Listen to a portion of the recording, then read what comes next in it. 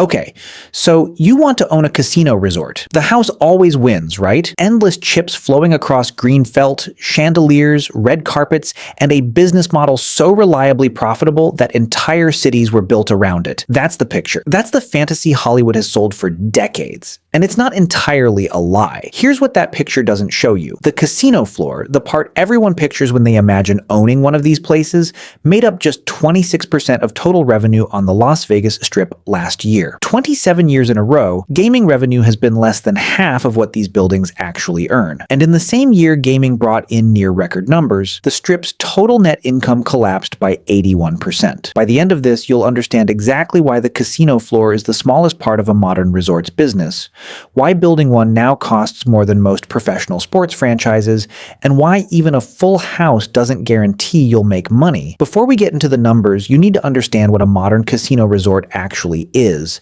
because the image most people carry around is decades out of date. The old model was simple: a gaming floor surrounded by just enough hotel rooms and buffets to keep gamblers in the building. That model is largely gone. Statewide in Nevada, the share of revenue coming from gaming has fallen from around 62% decades ago to closer to 43% today. On the Strip specifically, the shift has been even sharper. Gaming win dropping from 59% of total revenue to just 35%, and now sitting at roughly 26% in the most recent fiscal year. A modern casino resort is really a hospitality and entertainment company that happens to have a gaming floor attached, not the other way around. Let's talk about the number that gets all the attention first: the construction cost. Resorts World Las Vegas, the most expensive resort ever built on the Strip by construction cost, ran approximately $4.3 billion. Fontainebleau Las Vegas cost around $3.7 billion, and here's the detail that stops most first-time investors cold.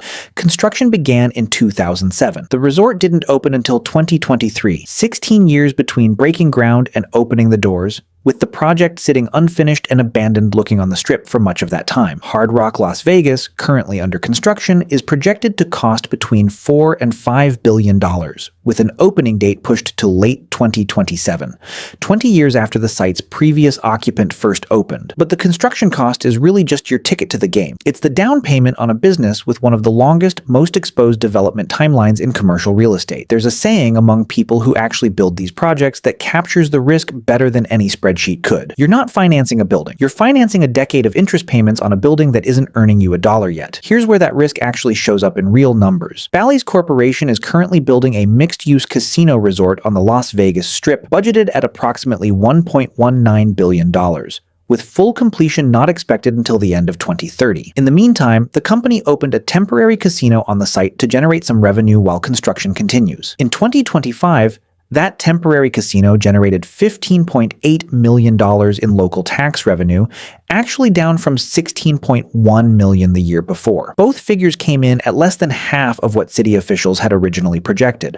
Bally's own executives cited parking and accessibility challenges. This is a real, currently operating example of the exact gap between what a casino project promises on paper and what it actually delivers while the real building is still years from finished. And here's the fact that stops most first-time buyers cold. Even after you clear construction, the regulatory approval process for gaming licenses can take years on its own, involves exhaustive background checks on every significant investor, and can be denied entirely after hundreds of millions of dollars have already been spent on the physical building. You can finish constructing $1 billion resort and still not be legally permitted to open the casino floor inside it. Then there's the part that catches almost every new investor off guard: fixed operating costs. A modern integrated resort runs enormous, mostly fixed expenses regardless of how good or bad the season is. Staffing for a resort with thousands of rooms, dozens of restaurants, entertainment venues, and a full casino floor runs into the tens of thousands of employees industry-wide. Utilities for a building the size of a small city, security, maintenance, and marketing all continue whether the rooms are full or half empty. These costs don't scale down gracefully when visitor numbers dip. They simply erode your margin. Added up,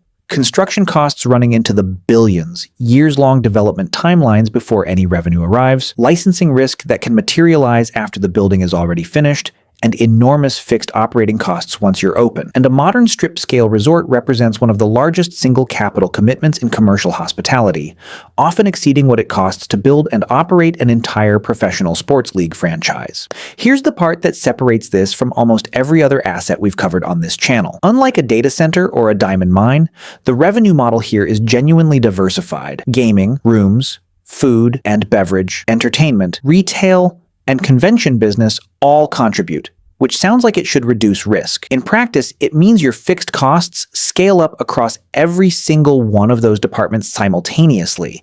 So a downturn doesn't just hit one revenue line, it hits all of them at once. If you want proof of how brutal that combination can be even in a genuinely strong year for the industry, look at what just happened on the Strip. In the most recent fiscal year, total revenue across Strip resorts came in near record highs at just over $21 billion.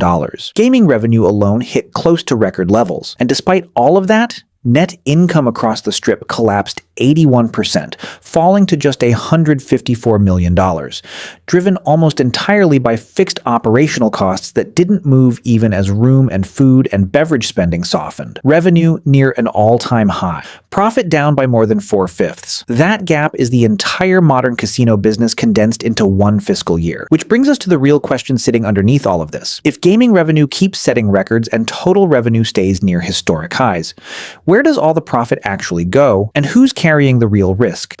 The construction lenders and bondholders get paid according to a fixed schedule regardless of how the resort performs once it opens. The unionized workforce across a resort this size operates under negotiated contracts that don't flex downward with a soft season. Entertainment acts, headline residencies, and major event bookings are paid guaranteed fees, win or lose at the box office. The resort owner is the one absorbing every bit of margin compression when fixed costs stay high and discretionary visitor spending softens even slightly. Let's build the two honest scenarios, because this is where the real picture comes into focus. In the good year, your resort opened on schedule, licensing came through without incident, and you're running at strong occupancy with steady convention business filling weekday room nights that would otherwise sit empty. Gaming, dining, and entertainment revenue all track close to projections. Your enormous fixed cost base is being spread across genuinely high volume, and the business generates a healthy, though far from spectacular,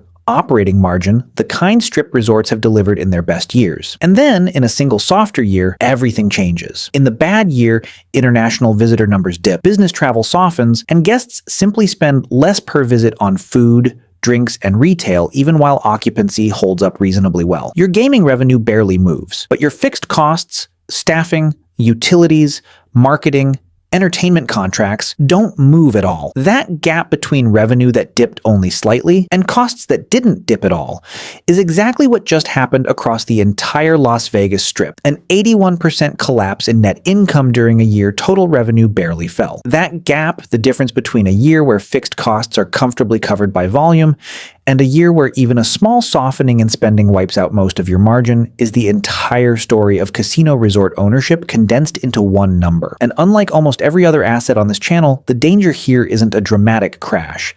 It's a quiet handful of percentage points in visitor spending multiplied across a cost base too large to bend. So here's the honest question.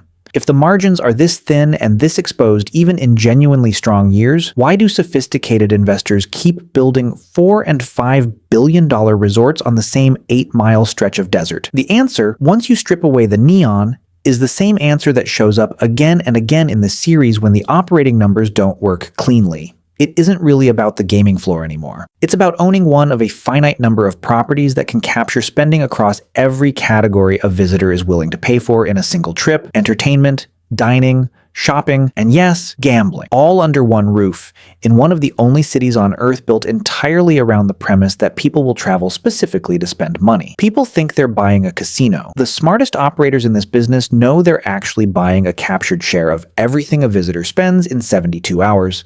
And the gaming floor is simply the excuse that gets them through the door.